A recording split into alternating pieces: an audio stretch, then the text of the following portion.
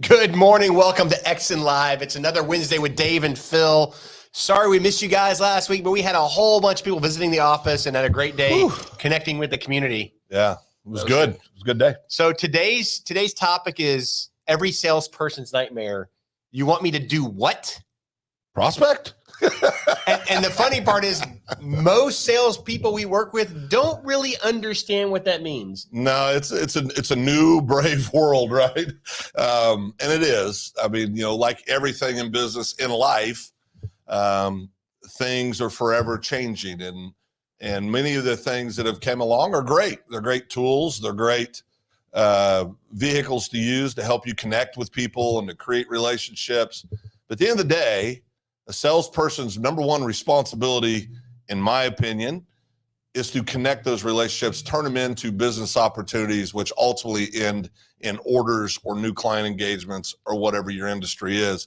But you got to there's still some cornerstones in prospecting, Dave, that people have to go do that just flat aren't being done today. Now, back in the day, prospecting was taking a pan, it was going awesome. out to a river, digging in the dirt and trying to find the gold. Let me explain something to you. That whole thing for your business hasn't changed. Nope. You're looking for the gold nuggets out there of people that need your product, have that pain that your product solves, and you got to talk to them and make a relationship with them. Look, there are a lot of companies out there that give you this nice sales script and tell you about how to overcome objections and the 2-question close. Those are all important things. My favorite's the coffin close. There's one literally called the coffin close. Good Lord. Yeah, it's great. That makes sense for funeral homes? Yeah, but no. Okay, no. I mean, because that's a people love it. People love, for somebody to do the coffin close.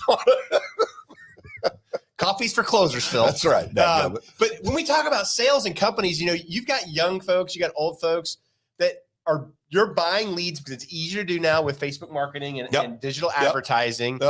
They go farther. But the reality of it is when your sales team learns how to find their own leads through relationships and finding the right people and doing that, their commission checks blow up. Yeah. And your business grows exponentially. Yeah. Self-generated leads, SGLs, self-generated leads, are still, always have been, always will be the lifeblood of every sales organization, department, however your structure is.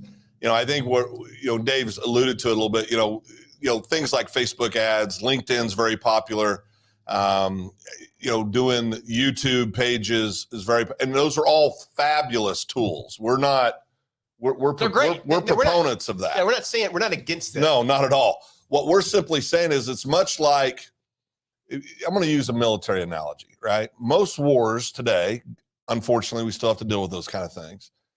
They're won through technology and in the air. That's where the bulk of the battle starts. It still comes down to human beings doing those things, right? They have tools, they have resources they use, but a human being's attached to it. And what we see a great deal of is people trying to say, okay, well, thank God I don't have to cold call anymore. I don't have to canvas anymore, whatever you want to call it, right? Many of these terms are completely foreign to our friends that are watching that are under the age of 40, right? Yep. The truth is that you can call it whatever you want to call it, but business gets done by human beings still, okay? Even if you use LinkedIn. We use LinkedIn. We do. Yeah. So we have a great system. We love it. Works great as being the initial connector. But a human being still has to know, still has to do the work to go out and prospect and take those people from a cold lead, right, to ultimately to a customer or client. And so, we feel like that the fundamental truths are still the same. You've got to get up, you got to go, you got to show up, first of all. You got to have a consistent plan in place. You got to measure your activities. Activities leads to revenue, right? If you do the activities, revenue will come. Now, we're in a society now where everybody wants everything yesterday, and they'll try something one time, and if it doesn't generate these great returns, they say, well, that doesn't work. Well, let's jump in here right now because it's January 18th. Yep. Right? 18th or 19th? 18th? 18th. January 18th. How many of you have stopped your fitness plan? How many of you haven't started it yet? But seriously, how many of you are to the point, because you're about to the point where you haven't lost any weight and you're like, this is bullshit. I'm wasting my time. I'm frustrated. I'm frustrated. I'm not doing it anymore. How many of you are there? Because you know what? I got on the scale this morning. I hadn't lost any weight. I was pretty frustrated. Now I'm not going to quit because we have a program that allows us to forgive ourselves when we have a bad week. Yeah. But what I'm going to tell you about prospecting and about sales, anything else, is you have to stay consistent, and it's all about the compound effect of daily activities in and out. Everything in life still comes back to work.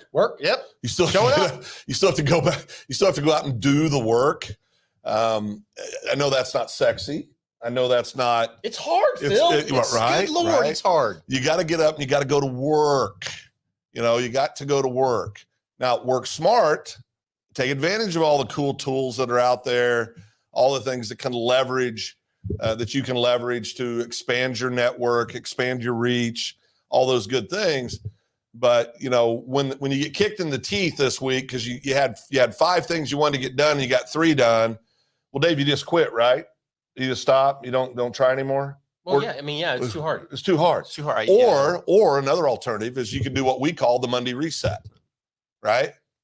Monday reset. And we built this program to make it easy for you to forgive yourself, but more importantly, to understand that things in life sometimes are hard, and you have to have little milestones every day to get through the day. I think we both went through basic training. Yeah. Pretty hard. Yeah. I know that from my experience, and then it carried through most of my life, is my motto to get through basic training was, I'm just going to get to the next meal. Yeah. If I can make it to breakfast, I'm good. And then if I can make it to lunch, next thing you know, it's 4 years later, I'm pinning, lieutenant bars on my shoulder. Yeah. You're going to special operations because you said, I'm just going to get through the pain and the hard work I got to do. The mental torment. The mental torment for a couple of hours. If I make it to there, I'm okay. I'll keep going. And as a human being, celebrate your life and how blessed you are, but realize when it's hard, where's your next forward step, your milestone you got to get to make it worth it. Well, and I think that's the whole thing, right? I mean, there's challenges that come up every day. We were talking to one of our clients, one of their sales consultants yesterday, and I said, listen, the good news is there's usually 1 or 2 answers to every problem you have. You may not like either solution. No, that's a fact. But there's usually 1 or 2, and you've got to move forward with it. What creates challenges is when we don't. You can call it forgiving yourself. You can call it whatever you want. But when you don't reset quickly, and give yourself a break and say, okay, I didn't reach my goal last week. It's okay. I'm going to hit my Monday reset. And this week I'm going to hit all my goals. That keeps you in the game. Staying in the game is a big deal. Dave gets tired of all my little sayings, but I truly believe this in life. If you get knocked on your butt, you got 1 of 2. You got 2 options. You can lay there and bleed, or you can stand up and fight. Those are your 2 options. There's not a third one. I mean, there's just not. And so you got to decide, first of all, is this something that's important enough to you that you're going to get up when you get knocked down? Are you going to continue to fight when things don't go your way?